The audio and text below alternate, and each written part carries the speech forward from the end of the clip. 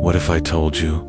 The man who gave us the theory of relativity also believed in something far more mysterious than time and space, something he kept hidden from the world, because the world wasn't ready. Albert Einstein, the face of science, the mind that unlocked the universe. But behind the formulas, behind the fame, was a quiet search for something more, something eternal. In his final days, away from the lectures and laboratories, Einstein began to speak differently, not about atoms, but about the soul. He once whispered to a close friend, "The afterlife is not just a religious idea. It is a truth written into the very structure of the cosmos." This is the story of a forbidden conversation, a secret interview that was never meant to be shared, until now. The year was 1954. Einstein sat by the window of his study in Princeton. The sun was low. His face, aged by time and thought, glowed with something soft, as if he had seen beyond the curtain. He looked at the young student beside him and said quietly, "Would you like to know what I really believe?" What followed were words no science journal would ever publish. Einstein said, "I have watched stars collapse and atoms break apart. I have chased the secrets of matter across the universe. But now, in these final years, I find myself drawn to something I cannot measure. There is something in us that does not decay, something that watches the body, but is not the body. Call it spirit, call it consciousness, call it the field. Whatever name you give it, it is the part of us that remains. When my first wife died, I felt her, not in a dream, not in memory, but as presence, a vibration in the room, a silence filled with knowing. Physics tells us energy cannot be created or destroyed. Then where does the energy of the soul go? It does not vanish, it transforms. I believe the soul continues, not in heaven with golden harps, but in a dimension beyond time, in a field that connects all minds. In quantum mechanics, we see strange things, particles that vanish and return, matter that knows it's being watched, a universe that behaves like it is conscious. This is not religion. This is the nature of reality. I began to see that consciousness is not born in the brain. The brain is a receiver. Consciousness is the signal. Just as radio waves are not inside the radio, our awareness is not inside our flesh. It passes through it.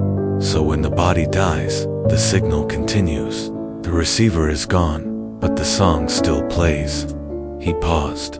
Then, he said something even more haunting. Time is not what we think. The past, present, and future all exist together. Death is not an end. It's a shift in awareness. I believe we live many lives, not as punishment, but as learning. This world is a classroom. Every joy, every sorrow, every failure is part of a larger equation, a soul equation. We come here to understand, to feel, to evolve. The student asked, "But is there proof?" Einstein smiled gently. "Proof," he said. "Do you need proof that you are dreaming when you sleep? You only know when you awaken.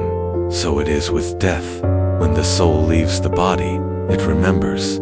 He continued, "There is more to this universe than stars and galaxies. There is intelligence behind the order, a kind of cosmic mind. I have glimpsed it, in music, in love, in silence, in the strange beauty of mathematics.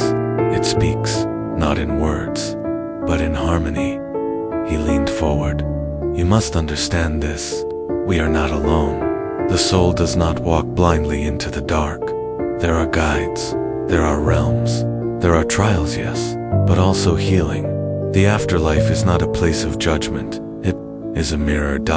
In that place, we see ourselves clearly, all we have done, all we have failed to do, not to punish, but to awaken. And when we are ready, we return. We are born again into form, different face, different name, but the same light. The soul learns in spirals, not in straight lines, and eventually, we remember." He closed his eyes. Outside, the wind stirred the trees. Einstein said softly, I do not fear death. I have lived my life as a question, and now I am ready for the answer. The body is but a shadow. The soul is the light. That interview never reached the public. The recording was hidden. The words considered too strange, too spiritual, too dangerous. But now, decades later, we are ready to listen. Not just with our minds, but with our hearts. The afterlife is not a fantasy.